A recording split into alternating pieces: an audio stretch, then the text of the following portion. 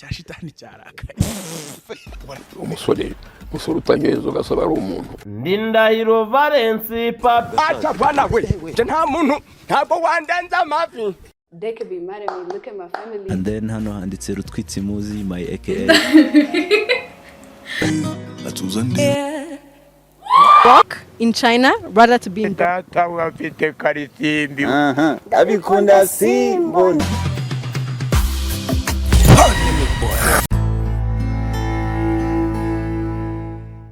Awesome beautiful ladies and gentlemen, reka nize ko mwese mumeze neza cyane.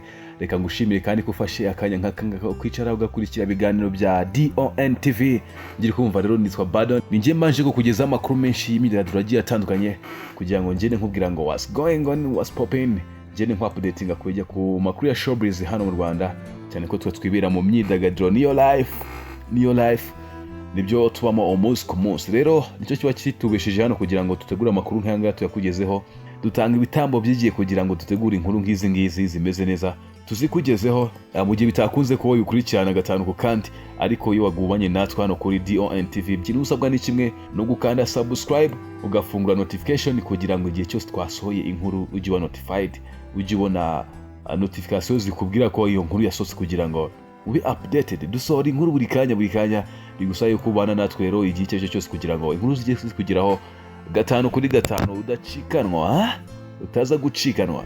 Rongira ngo uri kubona kuri screen yako dufiteho umuntu bita Yago Pondat, ni umusore uri kuvugwaho cyane mu itangazamakuru hano mu Rwanda, cyane bari kwibanda ku magambo yagiye avuga mu bihe byashize, ku bintu biri kugenda bimubaho cyane ko nk'ubu ngubu muri aka kanya ubwo turi kuvugana ubu ngubu YouTube channel ye yari imaze kugira abasubscribers bageze mu bihumbi 608.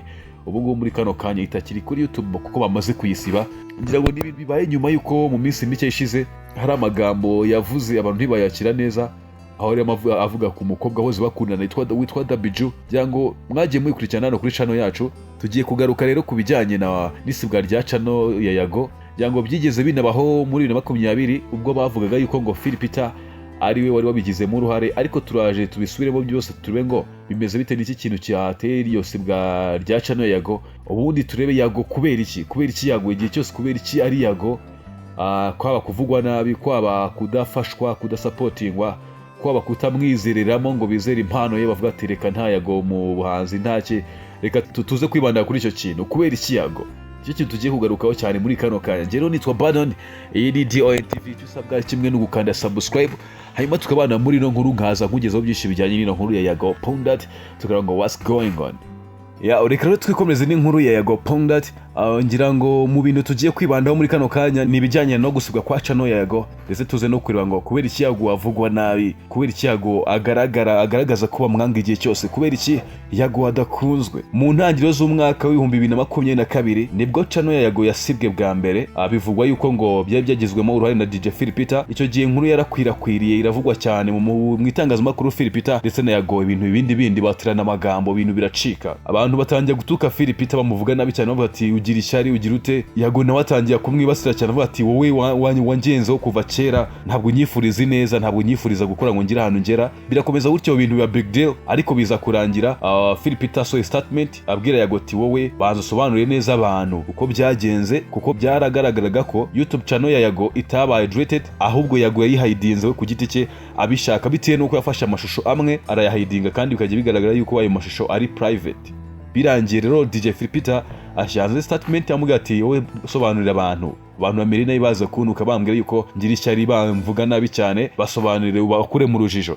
Aho ngaho Yago none ahitahera mu akubitira mu mavi, aramubwira ati wowe wangenzeho kuva kera, ntabwo unyifuriza ibyiza, ntabwo unyifuriza gukora, ntabwo unyifuriza kugira ahantu ngera, ushaka kunsubiza ku isuka, umfitiye ishyari ku kazi kanje nkora, urashaka kwiharira imyidagaduro hano mu Rwanda. Ngira murabizi neza ko DJ Philipita nawe ari umwe mu bantu bameze neza cyane hano muri showbiz mu Rwanda, kuko murabizi neza yuko bivugwa ko Isibo TV ariye, kandi The Choice Live yo niye bidasubirwaho, ndetse n'ibindi bigiye bitandukanye, ibindi bikorwa byinshi akora, social medias n'ibindi byinshi, afite ahantu ahishahurira n'itangazamakuru, ahurira na showbiz cyane. Ntekereza ko nawe ari inkingi ya mwamba hano muri showbiz hano mu Rwanda. Yago abigarukaho cyane gutyo aramwiha cyane, ariko biza biza kurangira channel ya Yago yongera garu. Nyuma y'icyo gihe rero ubu nabwo channel ya Yago ntabwo ihari, yabaye deleted. Ngo nabwo abantu batangiye kwibaza ikintu kibyishe inyuma, ariko uko abantu bagiye babibona, uko bagiye bareactinga mu magambo ejo mundi Yago yasohoye arimo aravuga nabo bahoze bakundana ari we Dabiju, ntabwo abantu bigeze bareactinga ngo byigere bibababaza nkuko byagenze ubwa mbere agaragaza ko channel yasibwe. Iyo channel Yago ubu yari ifite 604 bya subscribers, ejo bundi iminsi igeze muri 4 ishize nibwo yari celebrating ko 600, ariko yari hamaze kwiyongeraho aba subscribers 8,000 byose muri iyi minsi mike ishize.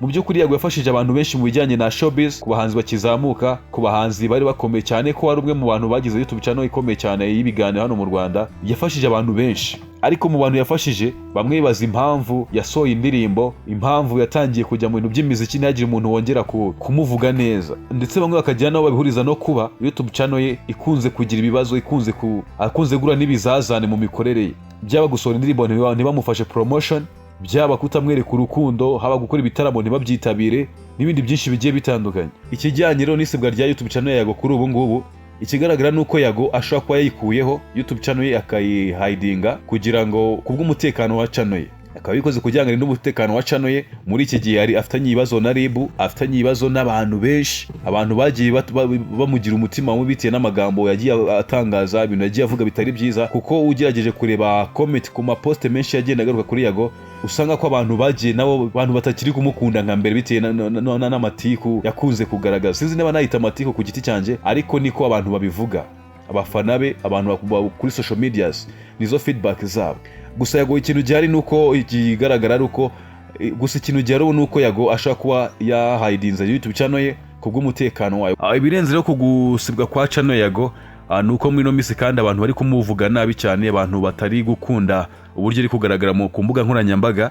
Ngira ngo ukurikije commentaire abantu bagenda batera kuri poste zigaruka kuri Yago kuri social media, haba kuri YouTube, haba kuri ku ma live stream agenda bakumbuga zitandukanye, haba ku ma space kuri X cyangwa se Twitter, abantu bamuvuga nabi cyane, baba aba promoters, baba abahanzi, baba abafana, baba baki, bose ntago bumva Yago bitewe n'ukuntu ari kugaragara cyane muri no minsi. Hano rero tugiye kurebera hamwe ngo kubera iki Yago igihe cyose avugwa nabi, kubera iki Yago akunze kugaragaza ko yanzwe, kubera iki Yago, nicyo kintu tugiye kugaruka muri kano kanya. Yago yagiye akunda kugaragaza ko atishimiwe cyane n'abanyamakuru, atishimiwe n'abahanzi, atishimiwe n'abapromota bamwe na bamwe bagiye bagirana amashyamba. Ku ruhande rw'abanyamakuru Yago bwa mbere yikomye Philipita muri 2022 ubwo channel yasibwaga, aramwikoma agaragaza ko amufitiye ishyari, agaragaza ko atamwifuriza ibyiza. Icyo gihe abantu batangira kugira impuhwe Yago, batangira kubona ko Yago abantu bamufitiye ishyari, abantu batangira gukunda Yago guhera icyo gihe. Biza gukubitaho nanone ajya gukora, atangiye gukora indirimbo, atangiye gukora imiziki, bikubitiraho kandi Yago ubwo yazaga mu muziki akora indirimbo ya mbere abantu barayikunda, ariko akoze izindi abantu batangira kumwinubira, batangira kumuvuga nabi ku ma space, ku ma live stream, batangira kutamwishimira. Nanone abantu bamugira impuhwe kugeza aho yagiye kuronshinga album, na minister ubwe ahamagarira abantu kwitabira igitaramo cya Yago cyo kuronshinga album, ndetse nawe arakitabira kuko yabonaga ko Yago ashobora kuba yanzwe, ashobora kuba afitiwe amashyari n'abandi bantu. Icyo gihe abantu barimo bakunda Yago cyane, bamugaragariza urukundo kugira ngo bamwereke yuko atari wenyine.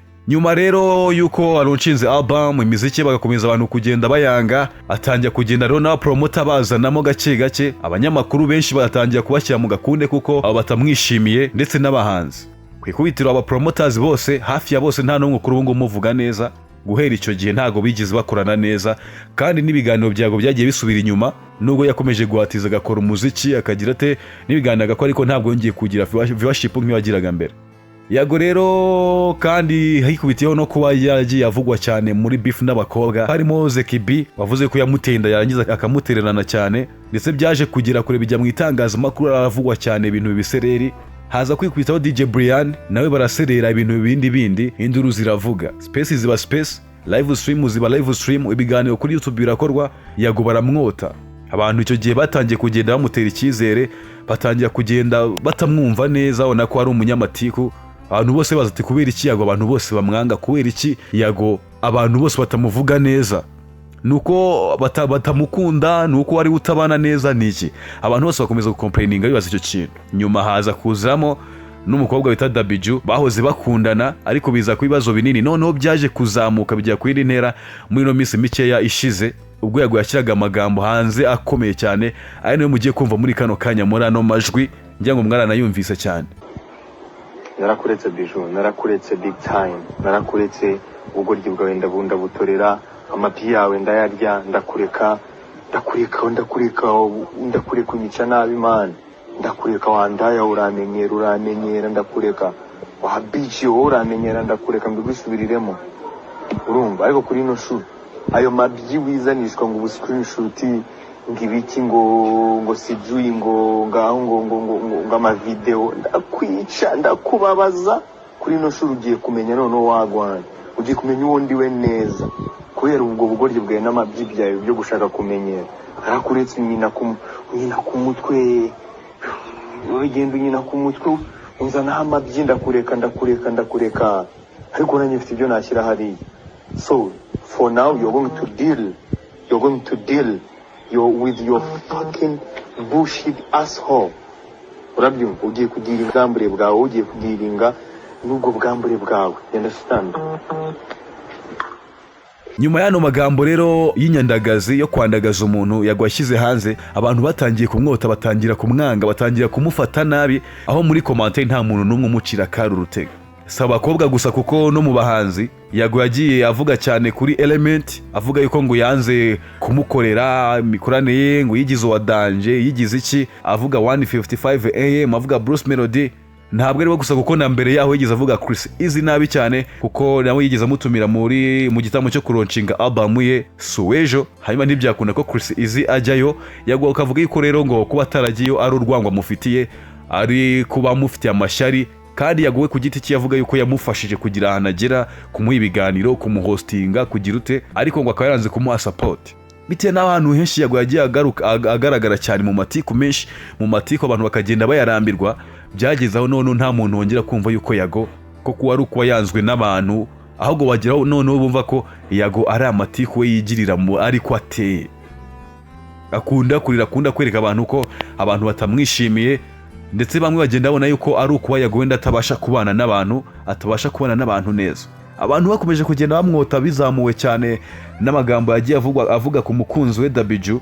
Abantu bavuga ati umuntu bakundanye, umuntu wafashije Yago, kuko bivuga yuko ngo Yago kandi yanariye amafaranga ageze muri miliyoni 24 Dabiju, ari nabyo Dabiju yavugaga ejo navuga ati ngewe ano mafaranga agomba kuyishyura. Abantu bagenda rero bakritika babona ko Yago atari uko wenda abantu batamubanira neza, atari uko abantu bamwanga, atari uko bamufitiye amashyari, atari uko nta rukundo, ahubwo ariko Yago yitera agira amatiku cyangwa se no kubana n'abantu byamunaniye. Haje rero bitewe n'amagambo Yago yavuze, abantu benshi bagiye bafite byinshi bamuziho, ababanye nawe, ababanye n'inshuti ze, abashuti buno mukobwa Dabiju, abashuti b'abakobwa bagiye bazanye, abantu bagiye bana mu buzima busanzwe, bagenda bavuga byinshi ku buzima bwe, biza gutuma abantu bagenda bamwanga birushijeho.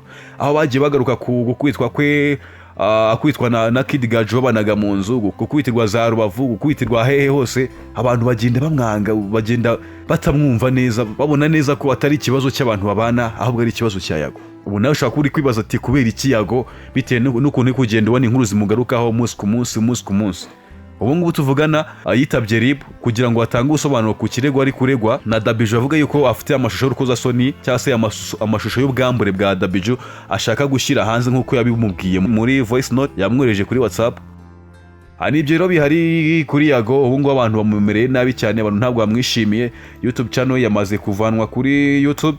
Rero ikihari nuko Yago ashaka kwenda yabigizemo kugira ngo iveho mu rwego rwo kurinda umutekano wayo, kuko bitewe n'ukuntu ahantu bamureye muri no minsi biranashoka cyane ko umuntu ashaka kugenda akayikuraho cyangwa se bikagenda bite, kuko abantu ndi kubona ifite na kuri we kuri Yago ryazamutse cyane. Yago agomba kwitwarika muri no minsi kuko ibintu ntabwo bimeze neza, nawe ari mu bantu bari kotwa cyane.